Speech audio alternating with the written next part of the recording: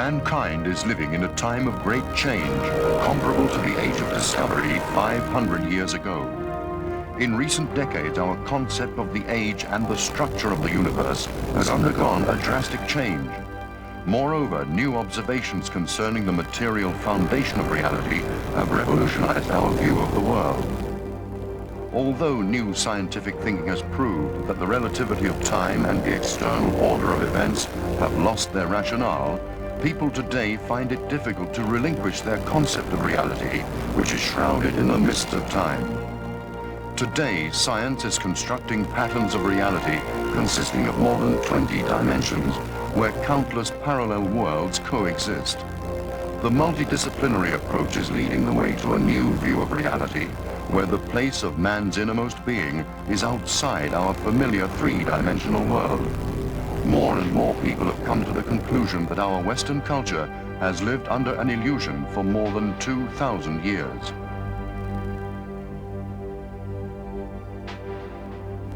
As a futurist and UFO researcher, I have drawn the conclusion that the fact of human-alien contact at this time on planet Earth is probably the least understood and least recognized major force that will shape the future of the human species during the 21st century and beyond. I do believe that not only are we being impacted by alien intelligence at this time, I believe we have probably been impacted throughout the entire history of human culture. It is even possible, though certainly not proven, that some sort of extraterrestrial or non-human intelligence was present at the very birth of our species. Whether or not we are a genetic experiment, whether we are someone else's test tube baby, as it were, or whether we have some other kind of relationship with these beings, I do think that eventually we will understand that our relationship to beings from other worlds or other zones of reality goes back to the very beginning of our sense of time. The Great Pyramid of Giza. Some scientists now believe it was already ancient before the first pharaoh was born. What have we learned about the huge granite spirit stones in the heart of the pyramid? Do they still perform some eerie function? It appears that the Giza pyramids were built as beacons by extraterrestrials as part of a landing corridor ending at the spaceport in the Sinai Desert. Many now believe our own space program has found a connection between the Great Pyramid of Egypt and pyramids found on other planets. We may discover that we, in fact, were the Martians. Experts now believe that the Great Pyramid is finally giving up some of its secrets because, like the Egyptians, we have turned our attentions to the skies. Is there an alien connection? The amazing and controversial answers in this chapter of the UFO Diaries. The pyramids of Egypt have been the objects of mystery and controversy for thousands of years. Scholars, ancient and modern, have argued over how they were built, why they were built, and who built them. The traditional view is that the pyramids were built by Egyptians of the 4th dynasty, around 2500 BC, as burial tombs for the pharaohs of that period. But is that view sustainable in light of what we know today? Many experts insist the ancient Egyptians could not have built these marvelous structures. And if they didn't, shouldn't we learn who built them and why? Archaeologists have told us for decades now that many of the Egyptians of 4,000 years ago worshipped the sun and believed in fantastic beings who came down from the sky to bring knowledge and wisdom to mankind. Is this a clue to the real origin of the pyramids? Do recent discoveries on other planets tell us more about the pyramids of Egypt? Is it possible that these structures were constructed by the same architects? Could the true nature of the pyramids hold the answer to the mysteries of mankind's existence on Earth? All of these questions are mere speculation without more evidence that the pyramids are anything more than what they appear to be. 3 gigantic piles of carved stones on the edge of the desert at Giza. Amazingly, the sciences of geology, mathematics, and astronomy seem to reach their zenith with the construction of the Great Pyramid. Construction techniques were used that can't be duplicated today. How could this be? What did the builders of the Great Pyramid know that we don't? More to the point, where did they learn it? And what new scientific evidence is there that suggests an alien connection? However the Great Pyramid was built, one thing seems certain. Tremendous power of some sort had to be employed. Since the ancient Egyptians, so far as we know, were dependent solely on muscle power, and that seems insufficient to the purpose, what was the force that put all those gigantic stone blocks so carefully into place? And keep our minds open to perhaps at some point learning that this is a very real possibility, that other civilizations, other beings, maybe perhaps from other planets, solar systems, or galaxies, assisted the Egyptians in the construction of the pyramids. Supposing that some traveling race from another world did in fact build the pyramids, did they leave any clues as to the purpose of these structures? Some experts say the answer lies in the foundation and orientation of the Great Pyramid. It's doubtful that ancient Egyptians had any knowledge of modern geology, and without this science, it's inconceivable that a structure this size could be built which would not crumble from lack of a proper foundation. Normally, it would just sink slowly into the ground. In modern construction, engineers find a settling rate of 6 inches in 100 years acceptable for office buildings. In 5,000 years, the Great Pyramid, weighing 14 billion pounds, has settled less than 1/2 inch. This engineering marvel does suggest that whoever built the pyramids not only intended for the structures to remain as they were for millennia, but knew how to achieve that goal. And as engineers now tell us, they also knew how to keep the 4 sides of that giant edifice in almost perfect alignment. In modern construction, if the builders could maintain each side of the 756-foot wall within 6 inches of being perfectly straight, then it would be a tremendous accomplishment. But the Great Pyramid is only off of straight alignment by approximately 1/4 of an inch. That's totally impossible to duplicate in today's modern construction field. The Great Pyramid is evidence of a phenomenal knowledge of the science of astronomy. They could measure the day, the year, and the precession of the equinoxes. They knew that the Earth was a sphere, and they knew how to compute latitude and longitude accurately. The geographical orientation of the Great Pyramid of Giza is perhaps its single most amazing characteristic. Its sides run almost exactly from north to south and east to west. The deviation is within 3 arc minutes from true north. How could an ancient quasi-Stone Age culture have been able to determine true north? And while Europeans would argue for centuries about whether or not the Earth was flat, the ancient Egyptians, or someone thousands of years earlier, had calculated the longitude and latitude of the Earth as a sphere.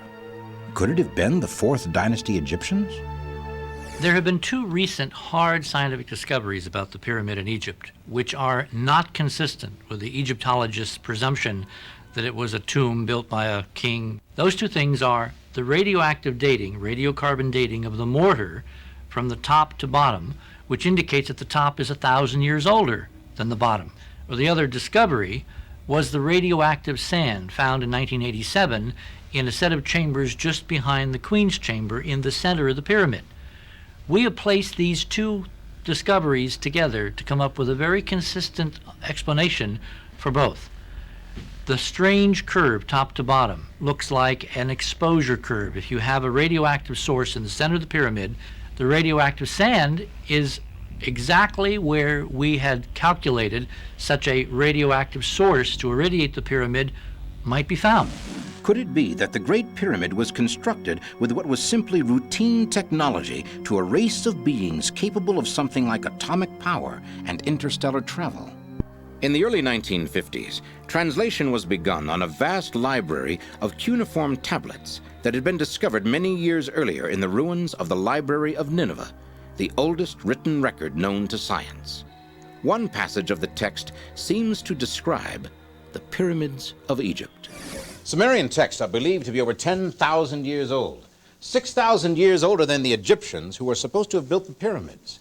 But if the Sumerian translation is accurate, the pyramids were already there before the first pharaoh was born. If all of this is true, then these ancient tablets may hold the answer to the true purpose of the pyramids. Dr. Zechariah Sitchin has spent years studying the mysteries of these Sumerian writings. Based on evidence provided by Sumerian texts, it appears that the Giza pyramids were built as beacons by extraterrestrials as part of a landing corridor ending at a spaceport in the Sinai Desert. An intriguing and exotic theory. But how could the pyramids be of use to travelers from another world? After all, as large as they are, they're not visible from outer space. Some people suggested there's a vortex of energy coming out of the great apex of the pyramid, and that it actually expands in diameter as you go higher above the pyramid. But for this theory to be credible, the pyramids would have to radiate energy, which an ordinary pile of stones simply does not do. But are the pyramids different in this way? The pyramids are essentially crystalline in structure, and therefore highly receptive to radio-like energy waves or even cosmic microwaves. The Great Pyramid at Giza, with its 5 granite slabs above the king's chamber, are what the ancient Egyptians called spirit stone, and they could have been a massive receiver-transmitter tuned to some distant part of the universe of which we are still ignorant. There's a vortex of energy emanating from the apex of the pyramid, which actually expands in diameter as it rises higher and higher into the heavens. A simple example of this emanating apex energy was first demonstrated by British inventor Sir W. Siemens. When he drank from the wine bottle he brought along, he experienced a slight shock as the bottle touched his lips. The electrical activity intrigued Siemens so much that he took a wet newspaper, wrapped it around the bottle, converting it into a crude electrical accumulator, which most high school science students would recognize as a Leyden jar. Although we don't know why or how, the Great Pyramid seems to be an accumulator of energies. The only person of record, of authority, who still stands behind the assertion that there was radioactive sand was Dr. Ibram Nawawi, who gave in 1987 a discussion at an archaeological conference in Tennessee where a friend of mine, another archaeologist, literally heard him say with his own lips that they had found highly radioactive sand in the Great Pyramid. This does not compute as a low-tech structure, but something much, much more intriguing. So might not the pyramids have been exactly what the ancient Sumerian texts seem to claim? A sort of cosmic lighthouse for passing space travelers? As incredible as this may sound, it does seem to be the first explanation of the Great Pyramids that truly covers all the facts of its amazing construction, placement, and design. But is there any other evidence that the builders of these remarkable edifices were from outer space? These same Sumerian texts also refer to the Earth as the 7th planet, as if being counted from the outside of our solar system in toward the sun. Since Neptune and Pluto were only discovered in this century, how could the Sumerians of 10,000 years ago have known that the Earth is indeed the 7th planet? According to Dr. Sitchin, no one but space travelers coming to Earth past Pluto, Neptune, Uranus, Saturn, Jupiter, and Mars could have considered Earth the 7th planet. Has modern science discovered any other reason to believe that the Great Pyramids were not the product of humans? Our space program may have discovered the most amazing connection of all, pyramids on Mars that correspond precisely to the pyramids of Egypt. Our quest for the truth about the Great Pyramid at Giza has now taken us into outer space, and to the theory that beings from another world may have actually built this colossal monument for their own purposes. And now we begin to make our own voyages to other planets, exploring the vast reaches of our own solar system. But have our meager explorations to date helped us to find the answer to the pyramid mystery, or simply raised more questions? The fundamental mathematical relationships communicated by the structures at Cydonia are now eerily replicated in the Giza complex here on Earth, including the very placement of the Sphinx. Even the key latitude of Giza, north of the equator, is now directly linked to the D&M pyramid latitude at Cydonia on Mars. So we can't tell who the builders were. There is a clue, however, and it's in this mile-long, 1,500-foot-high humanoid face. Our thinking now, our team's thinking, is that that face is our face, or what we once were. So in a sense, someday, not now, but someday, we may discover that we, in fact, were the Martians.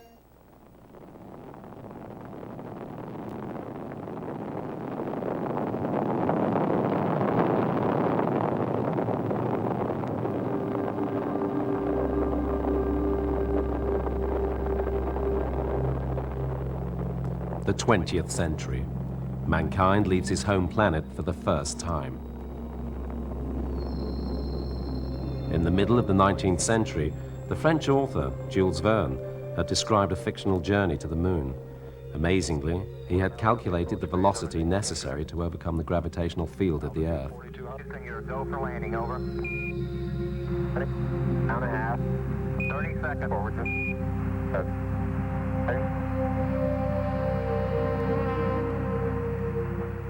Many of his contemporaries, world-famous astronomers like the Frenchman Flammarion, believed that there could be life on the moon.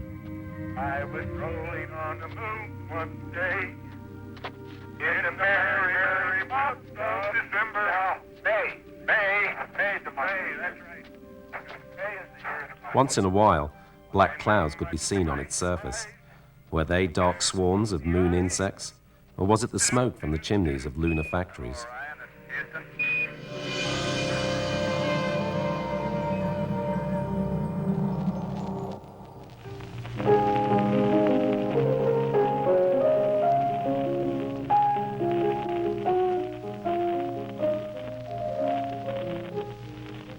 Ladies and gentlemen, here is the latest bulletin from the Intercontinental Radio News. Toronto, Canada. Professor Morse of Macmillan University reports observing a total of 3 explosions on the planet Mars between the hours of 7:45 By observing the PM surface and of Mars, 9:20 PM, darker and lighter zones were noted. Were these oceans and continents? from American observatories. Now, nearer home, comes a special bulletin from Trenton, New Jersey. It is reported that at 8:50 p.m., a huge flaming object, believed to be a meteorite, fell on a farm in the neighborhood... On Govan Schiaparelli's maps of Mars, long canals divided the planet. The astronomer, Percival Lowell, called them purpose-built irrigation systems. We have dispatched a special mobile unit to the scene, and we'll have our commentator, Carl Phillips, give you a word picture of the scene as soon as he can reach there from Princeton. In the meantime, we take you to the... Were these canals constructed by a superior civilization? Are offering a program of dance music.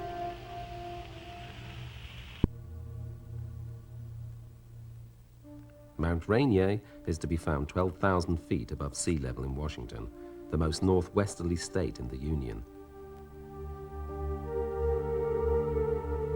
It is the 24th of July, 1947, a glorious day with excellent visibility. For many journalists and researchers, this is the dawn of a new era in the study of UFOs.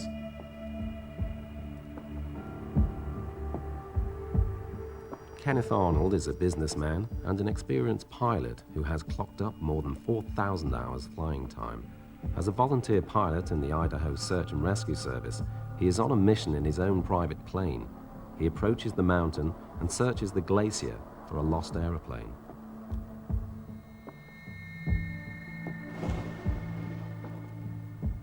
A horribly bright light flashed.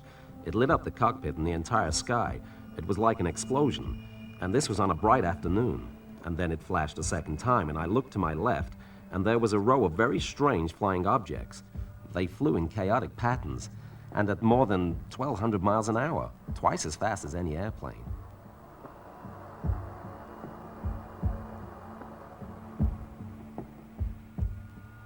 Arnold assumed that Russian secret weapons had entered American airspace. He reported his observations to the flight control in Yakima, where he stopped to refuel.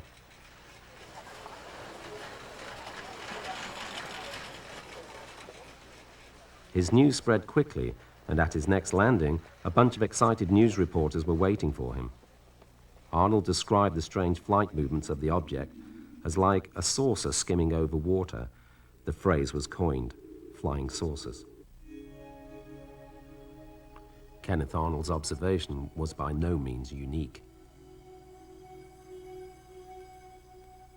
According to a study by Ted Blucher, 853 UFOs were sighted by more than 3,200 witnesses in June and July 1947, and that was over the USA alone. The military was concerned. Were Russian secret weapons really menacing America? Ominously, statements from Canadian witnesses seemed to confirm a flight path over the North Pole. The then commander of the Air Materiel Command of the U.S. Army Air Force, General Nathan F. Twining, drew on the 23rd of September the following initial conclusions: that the reported phenomena were real, that the flying saucers were the product of a highly developed technology, and that they should be investigated secretly and with high priority.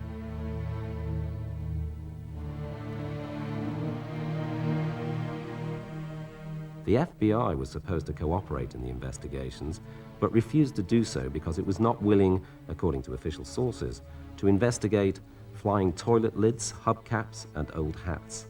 Practical jokers had repeatedly used these kind of objects to create hoax photos of UFOs, and these had been greedily snapped up by the gullible media.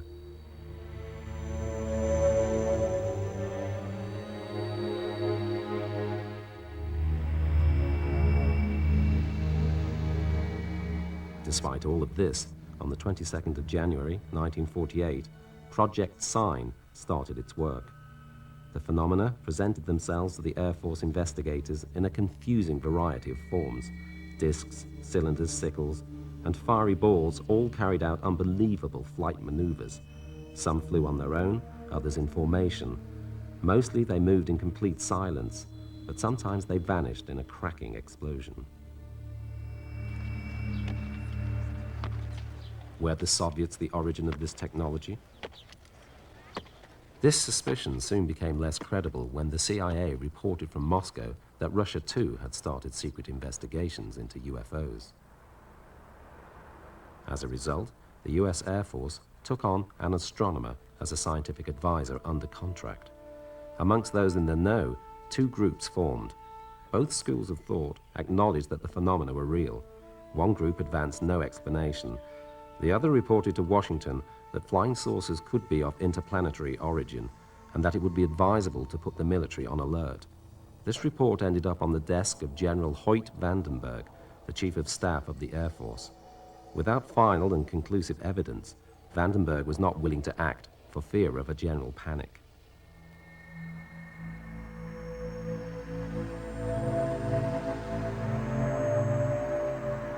In the meantime, new reports arrived. Two DC-3 pilots of Eastern Airlines, Clarence S. Childs and John B. Whitted, saw in the summer of 1948 this object.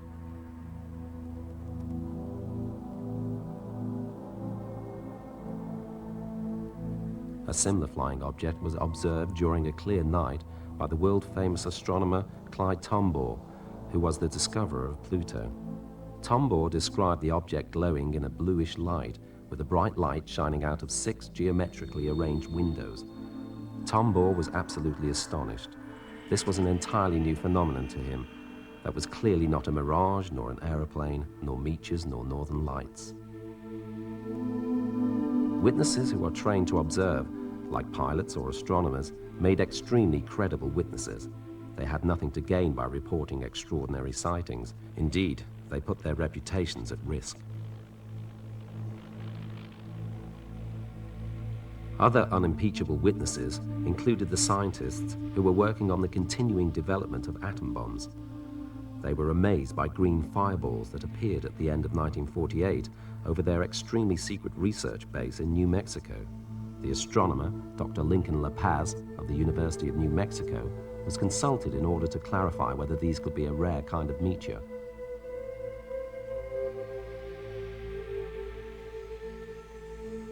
On the 12th of December 1948, La Paz observed a similar object with his own eyes. He was convinced and concluded that these are no meteors. He took the view that they were rockets that emitted a white-green light and subsequently destroyed themselves.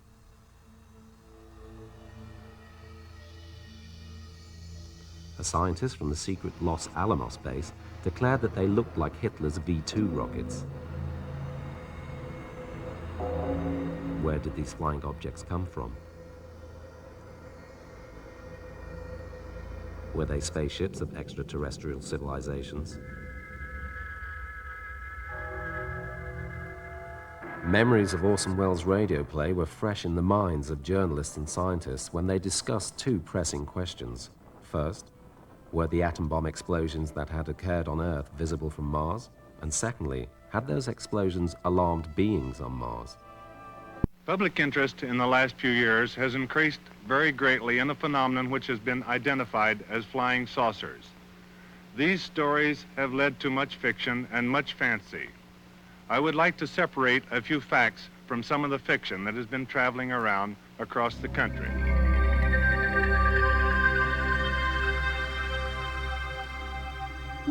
In July 1947, something extraordinary crashed into the New Mexico desert. The Air Force contends that it was simply a weather balloon.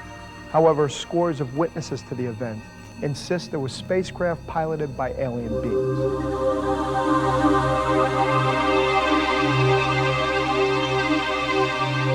The past several years, one of the most exhaustive investigations of a UFO event has been conducted, making the Roswell case the best documented in UFO history. One of the principal investigators of the case is Kevin Randall. Kevin has interviewed over 100 witnesses to the crash and recovery, allowing him to reconstruct the series of events. The best evidence we have is the craft crashed between 11:17, 11:27 p.m. on the evening of July 4th. How's that for narrowing it down? That's based on a military log that was kept that I have seen. I've actually seen the log. Military moved in the next morning. Frank Kaufman talks about getting there while it's still dark. Other evidence suggests they got there after first light. I don't know. The craft was impacted in the ground. They were on the site on July 5th. Military cordon went up around that site, which is close to Highway 285 in Roswell, on July 5th. They had the bodies out of there by mid-morning, the craft out of there by the evening. They brought in experts in camouflage to disguise the area, rake it and change it so it would look like nothing had happened and disguise some of what had happened. July 6th, Mac Brazel comes into town with a box of metallic debris, part of the same thing, and the story slips back into the original telling of it. July 8th, Jesse Marcel is sent to Fort Worth with some of the debris for General Ramey to look at. The newspaper accounts come out on July 8th about the crash already being recovered up on the Brazel Ranch. Another military cordon around that area. They clean up the debris site within a couple of days, get out of that area by the 10th or 11th or 12th of July, and we're not sure of the exact timing because Bill Brazel, the son of the man, realized his dad needed help, came back to the ranch. By the time he got to the ranch, the following weekend, there was no sign of the military there. So what we have is an event that takes place on the evening of July 4th. Military recovers the craft and bodies on the 5th. Brazel talks about the debris field on the 6th. Marcel and Cavett go out on the 7th, come back to the base late on the evening of the 7th. The military cordon goes up around the debris field. It's cleaned up on the 8th. The newspaper articles come out on the 8th. Marcel goes to Fort Worth. By the 9th, the military is saying it was not a flying saucer, it was a weather balloon. That, in a nutshell, is the story as we believe it happened. The Roswell case is not like most UFO reports. Although no one actually saw the crash, dozens of people collected and transported debris. Direct and indirect confirmation of this event from these witnesses has resulted in a remarkable chapter of human history. It's worse and worse and worse than people say down there.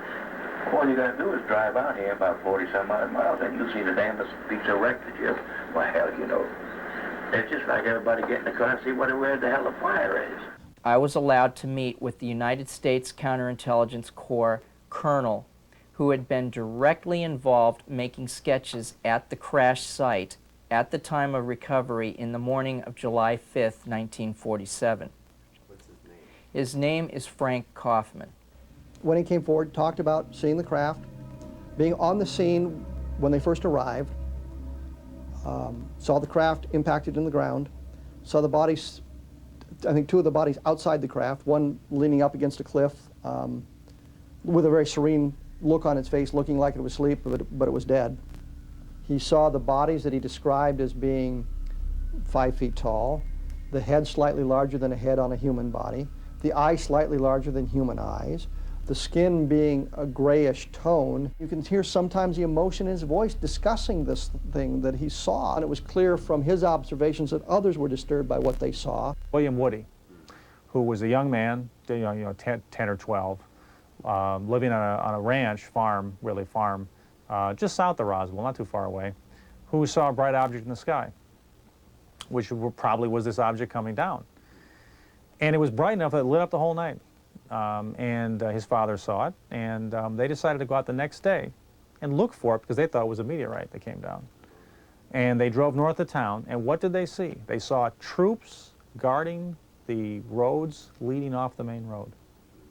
And this is exactly where Kaufman puts the impact site.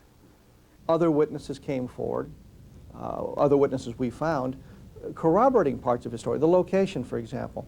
Louis Rickett, counterintelligence agent at Roswell, talks about a 45-minute drive. I remember it took us about 45 minutes. I said, how far are we going out here? He said, well, just over this here. He said, it's something I want to describe it to you, just want you to see it.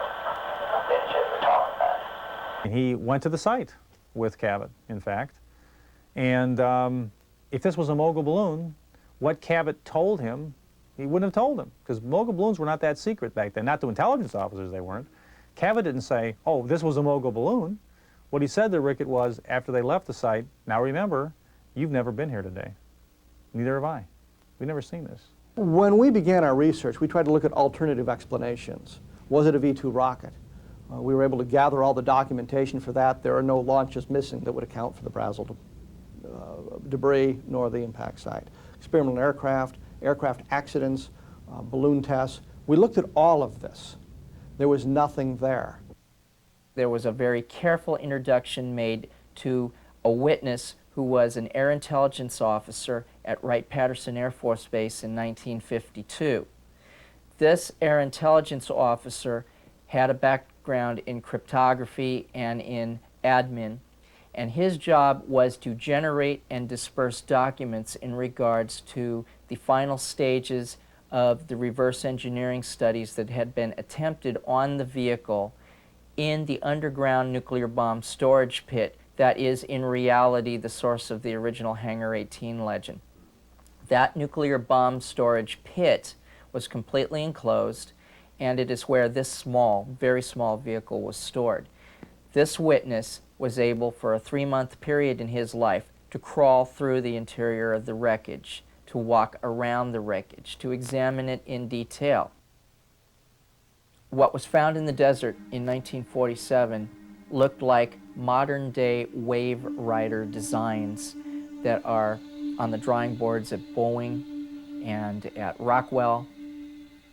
This was in a time when nobody had ever even theorized a shockwave rider or a shockwave surfer at high speeds, high altitudes.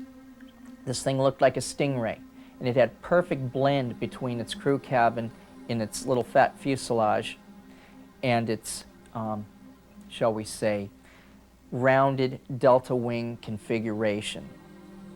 It was all one piece. There were no seams in the skin. There were no fasteners. There were no rivets. There were no lines of delineation between subcomponents. It was all one piece from the bow to the stern and from wingtip to wingtip. In the areas where the gash was, it was peeling in layers, like layers of an onion or layers of human flesh.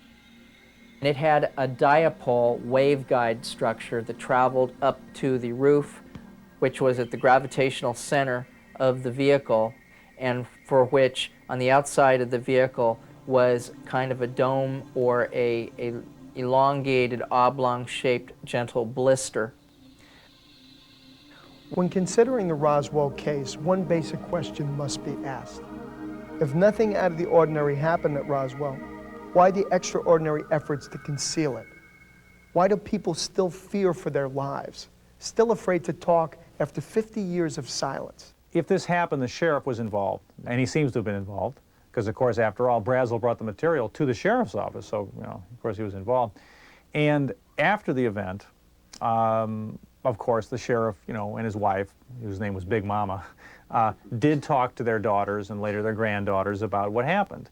They didn't say too much, but they did indicate that they were told to keep it secret by the government, and that it was a big deal, and that there were bodies involved and strange debris, you know, just like we hear about, and that it was really a big deal, really secret. She couldn't believe it. There were actually little people. She said they had very large heads and very big eyes, and she said they had some kind of shiny material on. And I can't remember if she said what color. I thought she said blue, but I really can't remember at this point.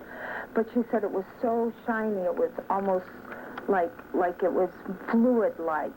And she said, and then she became very upset. She goes, but you mustn't tell anybody. She goes, never tell anybody. And at this point, she would just keep looking around the room. She was very paranoid acting, and she said, because they can always find you. And I said to her, I said, who can always find you? She goes, the government can always find you. There's only one way, I think, and we've talked about this endlessly here at the center, is that how Roswell could be kept secret. And I think the answer is that they made a conscious decision immediately to keep it extremely secret.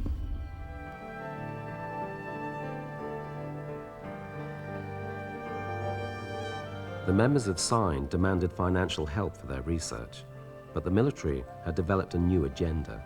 The authorities changed Project SIGN into Project Grudge. Researchers were told to find natural explanations for as many sightings as possible. Officially, UFOs could not exist.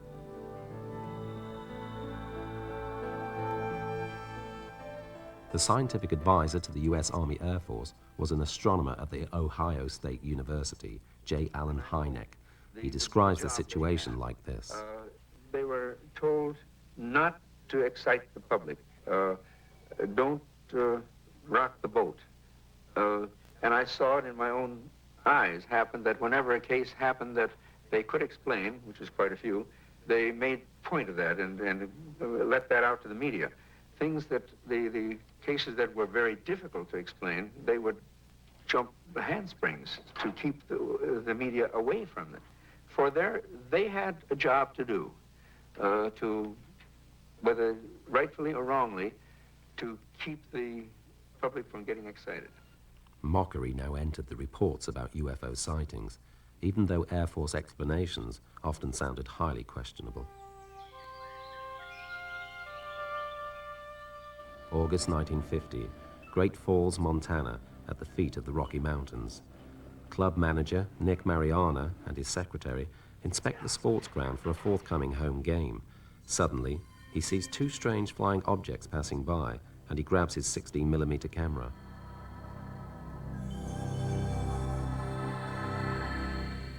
He shows the film to a few groups of interested civilians, and eventually someone proposes that the film should be investigated by the Air Force. The official report, released to the media, said that the objects were fighters glittering in the sunlight. According to statements made by Mariana after the investigation, the first 35 frames of the film, on which the mysterious objects could be seen most clearly, were missing. This film was investigated repeatedly in the following years, including at the University of Colorado, which, between 1966 and 1968, did in-depth UFO investigations. With the help of a powerful computer, the university concluded that the film showed two disc-shaped objects with highly reflecting metallic surface, circa 2 miles in distance from the camera. The officer on deck of the U.S. Marine, Delbert C. Newhouse, recorded this film on the 2nd of July, 1952.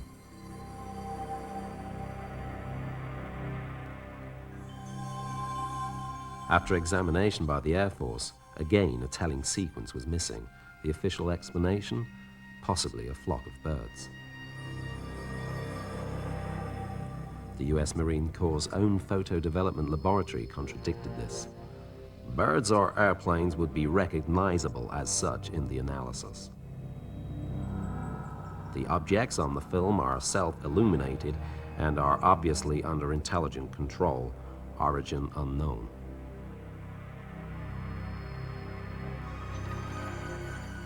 Confronted with this, the Air Force stressed again, in a later investigation, that the images were probably a flock of flying ducks.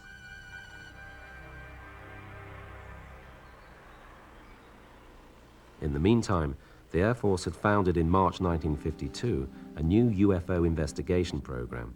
Project Blue Book was supposed to continue to portray all UFO sightings as false.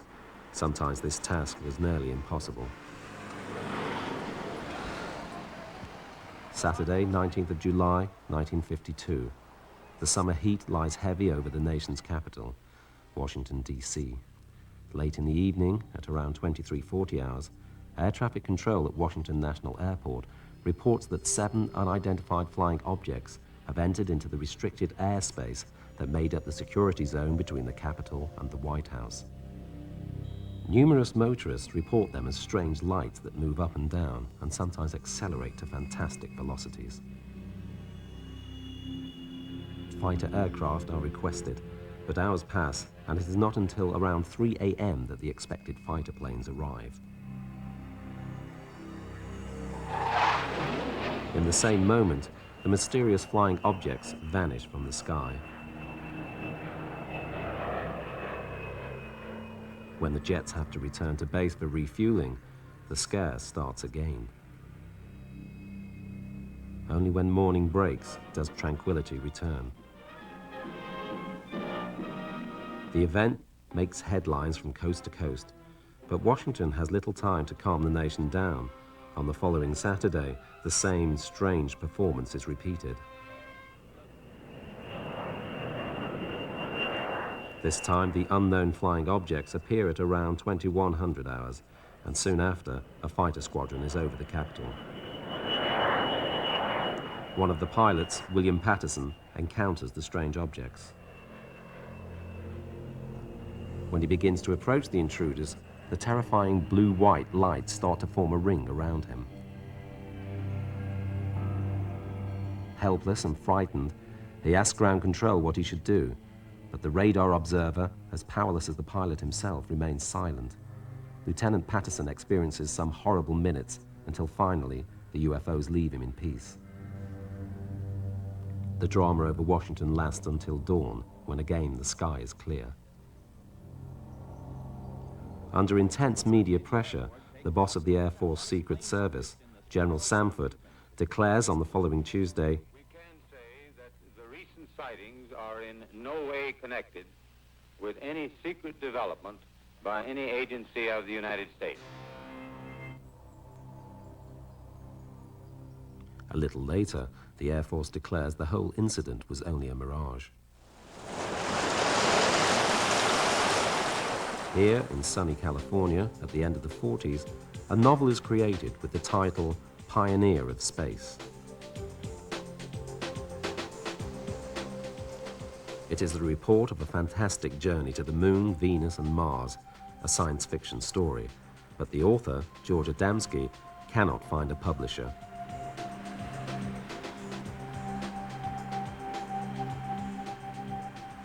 So he continues to earn his living in a restaurant on the southern slopes of Mount Palomar, on which the famous observatory is situated. Adamski is often called by his friends Professori. He prefers to describe himself as a philosopher, student, teacher, and saucer researcher, though without academic rank.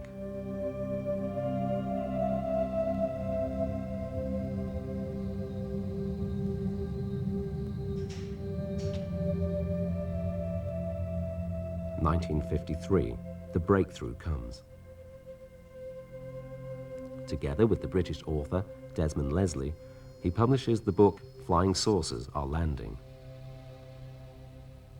Adamski describes in his book his first encounter with an extraterrestrial being in the Californian desert on the 20th of November 1953. Orthon, Adamski's name for his new friend, tells him that all the planets in our solar system are inhabited. The book becomes a bestseller, and George Adamski becomes Professor Adamski of Mount Palomar, an error that he gracefully accepts.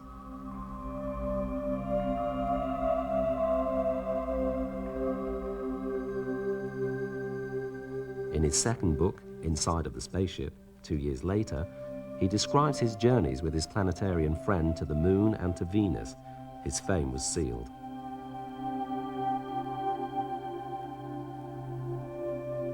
As an ambassador of his brothers from space, he tells mankind, yes, the Moon is inhabited, as I have seen myself. Around its equator is a beautiful area where plants, trees, and animals flourish, and humans live comfortably.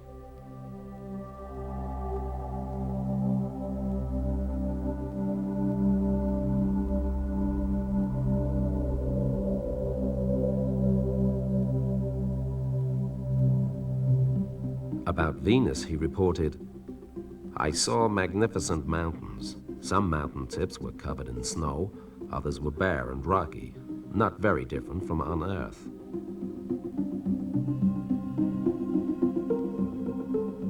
Others were covered by thick forests, and I saw water streaming down the mountain walls in streams and waterfalls. In the country, I saw horses and cows, both of them a little smaller than the ones on Earth, but very similar.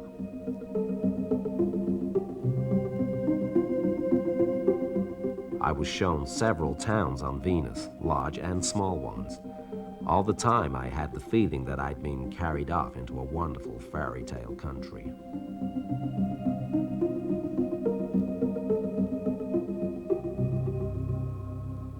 But Adamski maintained that the main reason for the visit to Earth of extraterrestrials was the danger that mankind had created for itself through its abuse of atomic forces. "Our brothers from space have come to rescue us from ourselves. If necessary, all people who want to be rescued will be invited to board the spaceships which will be provided." Adamski's credibility grows with ever more photos of flying saucers. His faithful group of supporters soon reach into the top echelons of society. An invitation from the Dutch Queen Juliana follows a private audience with Pope John XXIII. In 1965, shortly before his death, Adamski produces the crowning climax of his UFO picture documentation. In front of the house of Madeline Rodefers in Silver Spring, Maryland, this film of a Venusian scout ship was shot. His planetarian friends had told him in advance that he should prepare a loaded film camera for the 26th of February and that he could film a spaceship from close up. George Adamski is considered by his supporters as the pioneer of a new form of cosmic thinking, the space brother philosophy.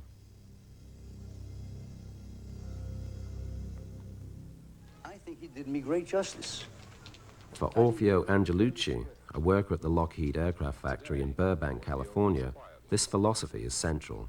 On the 23rd of May, 1952, he observes close to him two spherical objects of about 1 meter diameter, and a voice speaks to him.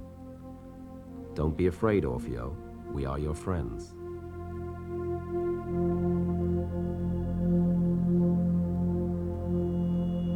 What starts for Orfeo Angelucci as a mystical experience of almost biblical proportions becomes an illumination of his spirit in the flying saucer. During a spaceflight, he receives from Neptune, his new space friend, warnings for the population of Earth. If the humans don't change, they will get problems in 1986. In a vision, Angelucci encounters Jesus Christ, who informs him that we are surrounded on Earth by extraterrestrials who live unrecognizably amongst us. They are here to bring us into a new era.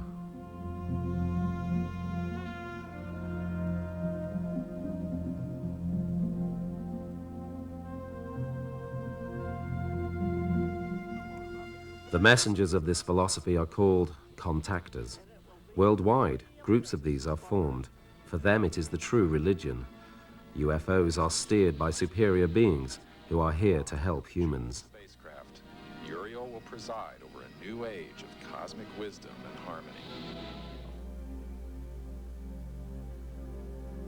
I am a contactee, and I've been allowed to come before you at this time to relate to you some very important information which I think the world should know at this particular time. My first initial experience started at the age of 5 years of age in a place called Wilson County, Texas, in the state of Texas. And I was taken aboard an alien spacecraft and confronted by alien beings which were of a very high benevolent state. They were your typical nartics with the very deep blue eyes, platinum hair, and dressed in very fine white attire clothing.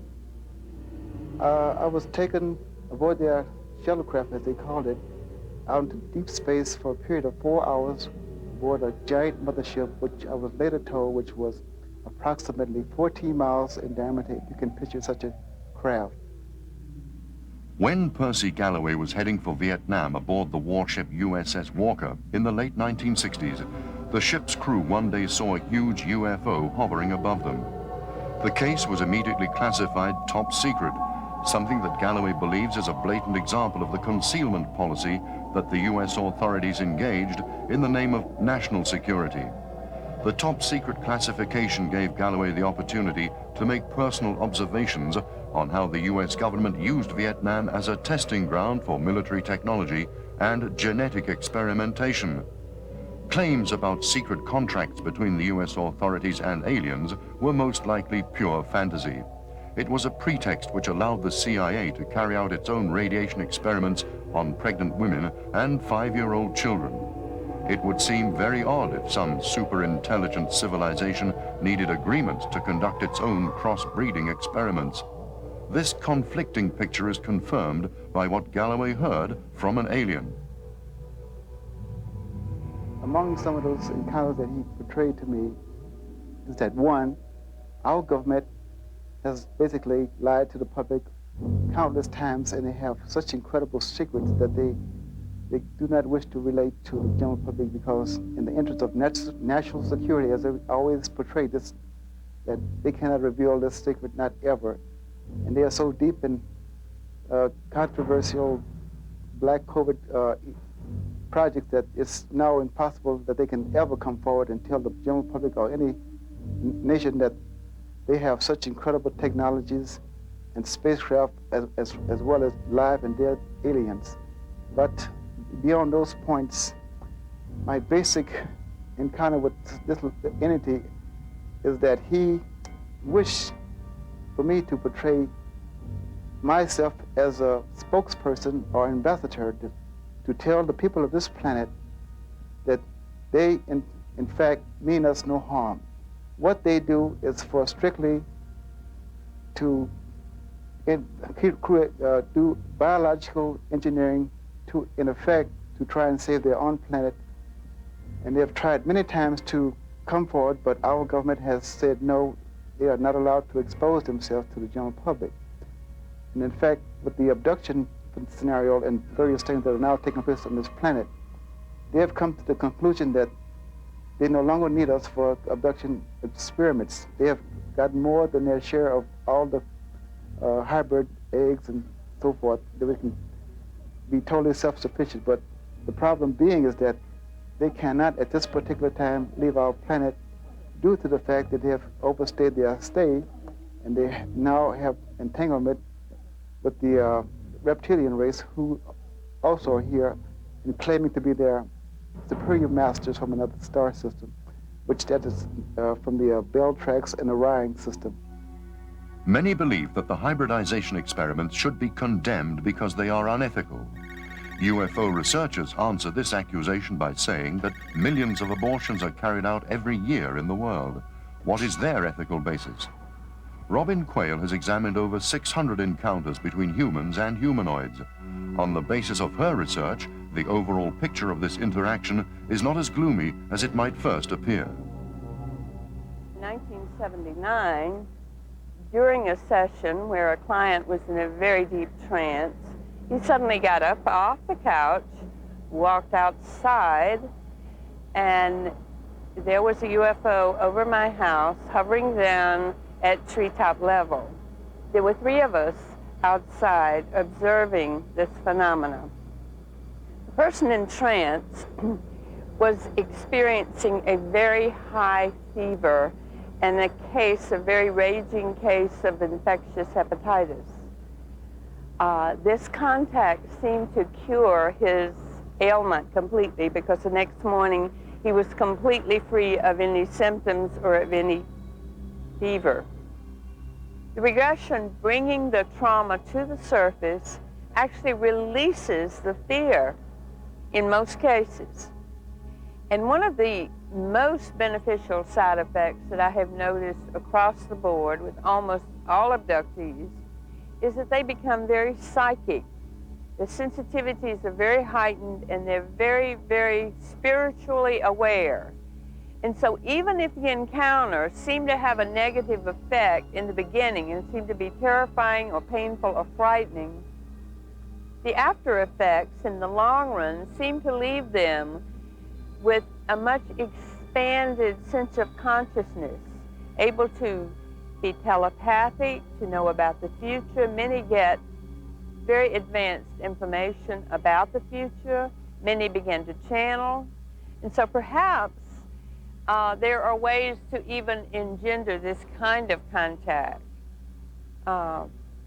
Sisto Paz Wells from Peru is a contactee who says that he was taken to another planet for a few days, and afterwards he was left totally transformed, totally telepathic, totally clairvoyant, able to see into the future, able to almost have contact at will.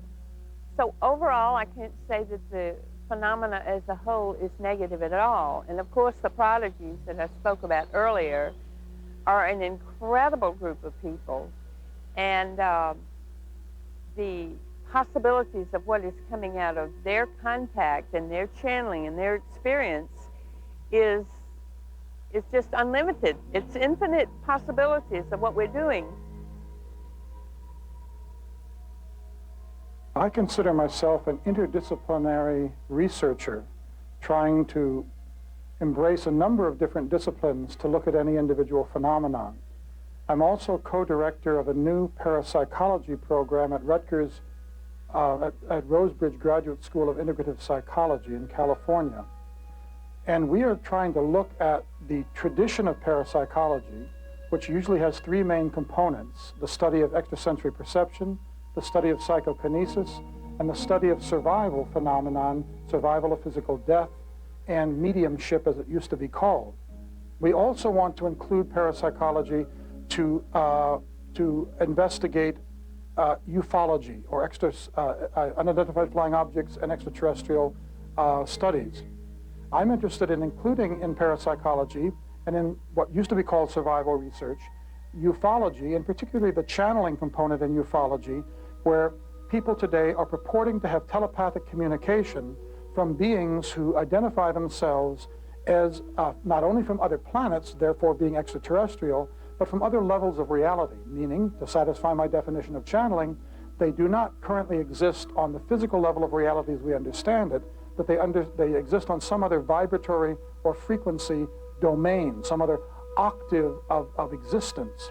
And yet they are able to telepathically communicate with a certain people who are in the physical body as human beings today, called channels, or called contactees, who have had physical contact and then later or before or in between such physical contacts claim to have mental or telepathic or channeling-like contact with these sources.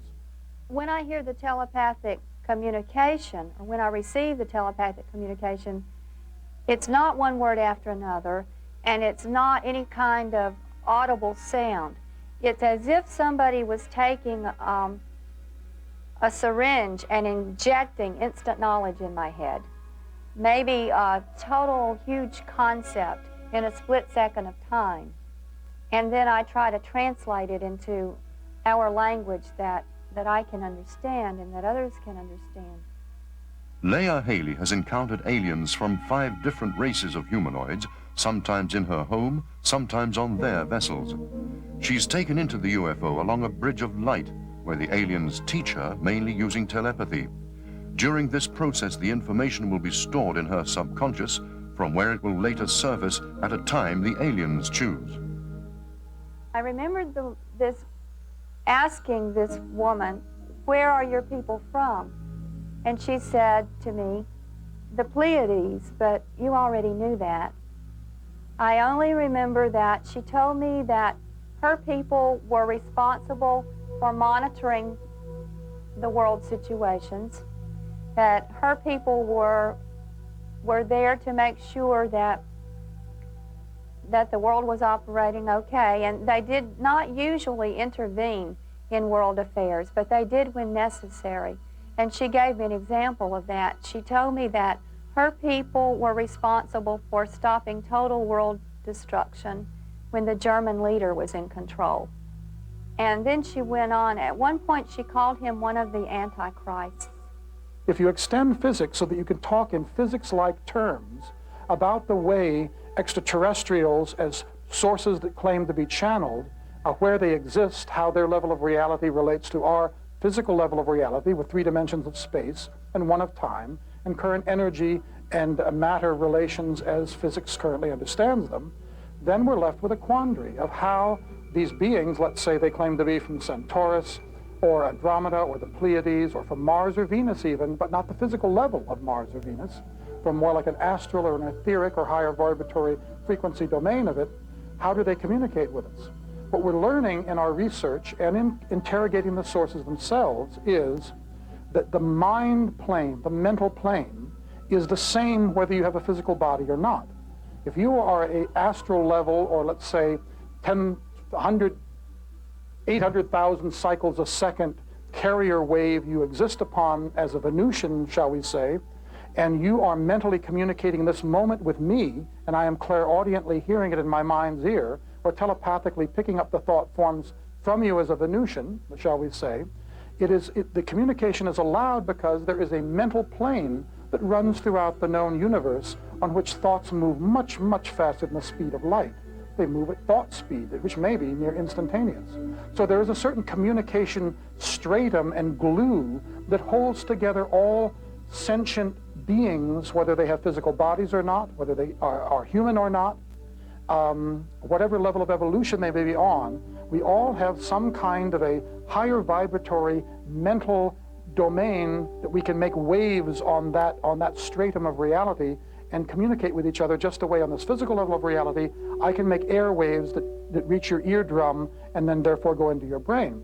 All this is to say that our research and our conjecture is leading us to the understanding that there are other levels of reality on which waves, so to speak, can be made that are not limited by the speed of light and that are not understood by current physics, and through which various kinds of communications can occur, and also by means of which spaceships, or what we call UFOs today, can move in what we might call hyperspace or higher frequency domains, non-spatio-temporal realms that they can move in and out of. So I see understanding how extraterrestrial vessels work, how they can come from so many light years away so quickly. Oli perjantain ja lauantain vastainen yö, kun heräsin.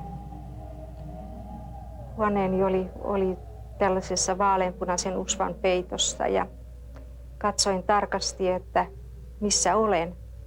Ja näin oman lamppuni sänkyni yläpuolella ja totesin, että olen omassa huoneessani. Mutta se, mikä minusta tuntui hirveän oudolta, oli se, että olin sängyssäni, mutta en osannut sanoa missä asennossa. En tuntenut jalkojani, en tuntenut käsiäni. Olin kuin lamaantuneena siihen. Olin hyvin kevyenä paikalla, mutta kumminkin olin sängyssä ja peitto oli päällä, niin en pystynyt liikkumaan yhtään. Ainoastaan silmät vähän liikkuivat. Sitten näin vasemmalla puolella niin sänkyni vieressä tällaisia pienikokoisia vaaleita hahmoja. Katsoin tarkempaan, että heillä oli vähän uurteiset kasvot ja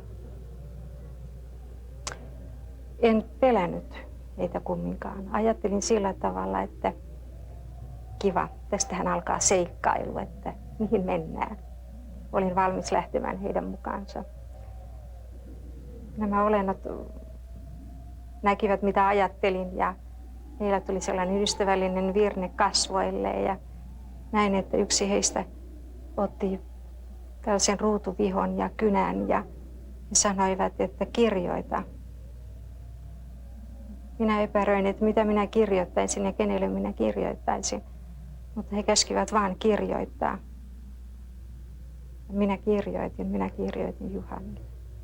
Ja tämä on ensimmäinen kerta, kun minä kerron näistä asioista näin paljon. Encounters with extraterrestrials have also been given mundane explanations. Scientists talk about multiple personalities, partial personalities, activation of archetypal energy, and epilepsy of the temporal lobe. These explanations cannot eliminate the psychological depth of the experiences. Kalevi Rikonen is a Finnish example of the opening of the spiritual world through UFO experiences. What changed his life was a journey through autumnal Finland, which evolved into a typical abduction, during which Rikkonen was taken aboard a UFO while still in his car. There was something wrong with my car. The engine kept stalling, the lights kept fading and brightening, the tape recorder didn't work, and my body functions went out. I couldn't control my body, even though my mind worked. I knew they were aliens. I let them know that I'm an unnecessary risk to them.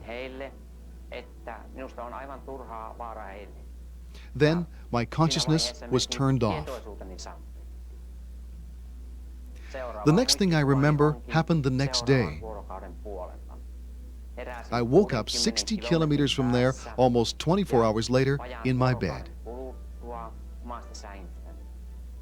First, I thought it was a dream. How could it be possible? On closer look, I realized the color of my car had paled considerably, as if the sun had burned to the car's paint. Almost a full tank of gas had been consumed.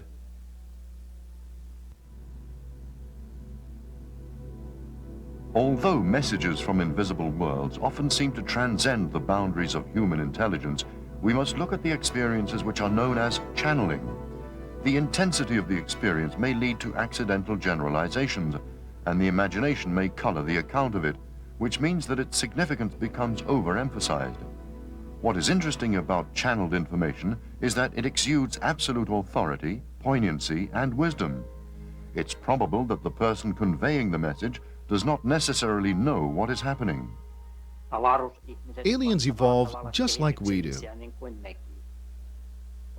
Different beings that have contacted me vary considerably. Different sizes, appearances, and other internal structures.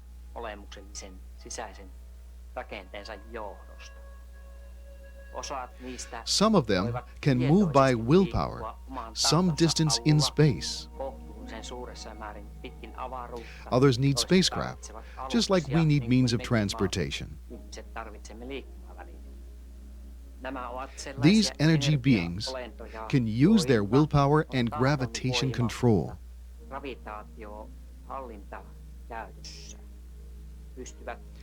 They can connect their shielding fields and life circuits with the circuits of the universe. These normal space people can resemble us quite a lot, or then be totally different from us. The closer their race is to ours, the easier it is for them to operate among us. The Bible tells about new, different people who lived among them. Most likely, they were aliens, sons of God wandering among the people. We are awakening, I hope it isn't too rude an awakening, to a shift in our consensus reality, that our shared lived experience is changing, and we are realizing that there's a higher dimensionality interfused with this dimensionality, that we need to give more credibility to those realms we used to think of as not real or unreal or less real, like the subjective, the mental, the imaginational, the love, the desire. So the second Copernican revolution, as I would see it, that we are in the midst of right now, is we're going to have the root awakening to reverse the figured ground field, just in the way Galileo attempted to do it centuries ago, where we had to agree that finally, after some torture and fighting, that it was the sun going around, that it was the Earth going around the sun, not the sun going around the Earth. So everything doesn't go around dead physical matter as the highest reality, and that is what I believe most of the most evolved extraterrestrial sources and the most evolved of the channeled sources, as well as our own higher selves. We're entities, we just happen to have bodies. We shouldn't demote ourselves in the face of extraterrestrials or channeled sources that don't have physical bodies. Good heavens, just because we have bodies doesn't mean we have no less wisdom or no less access to universal mind and truth and heart. But you are to be perfect, as your heavenly Father is perfect. Perfection cannot be transmitted to a human being through any channel. It has to be found within oneself. The wages of imperfection is death, and the pain of knowing this is the burden mankind has to carry in his subconscious, although there are many hints about the real nature of death. Kuolemanrajakokemukset on yksi testausmuoto, jolla ihmistä opetetaan näkemään, mikä hän itse asiassa on. Kuolemanrajakokemuksilla tarkoitetaan sitä, jolloin ihminen kriisitilanteessa, esimerkiksi auto-onnettomuudessa, hukkumisonnettomuudessa yhtäkkiä menee tajuttomaksi, jossakin tapauksessa jopa sydänpysähdykseen saakka, ja hänen tajuntansa irtoaa ruumiista. Hän pystyy kuitenkin hämmästyttävästi näkemään ja observoimaan kaikki asiat ympärillään. Hän pystyy pikkutarkasti näkemään elvytystoimenpiteet, kuulemaan ihmisten puheet, ja kuitenkin hän näkee yläpuolelta oman ruumiinsa.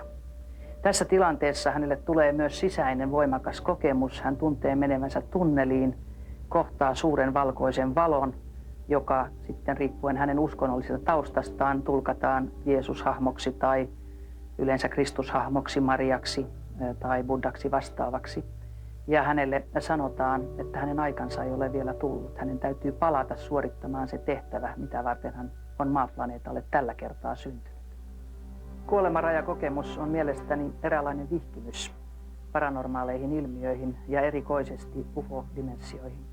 Koska sen jälkeen, kun ihminen on todennut olevansa energia, tajunta eikä suinkaan fyysinen ruumis, hän myöskin ymmärtää, että hän voi helpommin olla yhteydessä eri dimensioihin, joilla myöskin UFOt liikkuvat. Ja mielenkiintoista ovat jälkiseuraukset UFO-kontakteissa ja kuolemanrajakokemus- ja ruumista poistumisilmiökontakteissa ja niiden jälkeen jälkiseuraukset ihmiselle ovat samat. Atlantiksen aikaan tutkin delfiinien ja kosmoksen välistä kommunikointia. Ja myös tässä elämässä olen yhteydessä kosmokseen. Olen ottanut viestejä vastaan automaattikirjoituksella helmikuusta 1989 lähtien. Parhaimmillaan tämä kanavointi on kestänyt jopa 2 tuntia ilman minkäännäköistä tietoa siitä, mitä seuraavien sanojen jälkeen kirjoitan.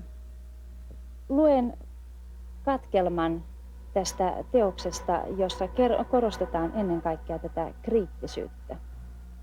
Tässä on monia mahdollisuuksia joutua itse harhaan, sillä te maan ihmiset olette vielä niin alussa näissä yhteyksissä, että olette kiinnostuneita kritiikittömästi kaikesta siitä, mikä tulee teille näkymättömiltä tasoilta, tai sitten te yksinkertaisesti haluatte kieltää kaiken. Te ette luota maan päällä kehen tahansa, ja se on oikein, sillä teidän tulee itsenäisesti viedä elämänne eteenpäin.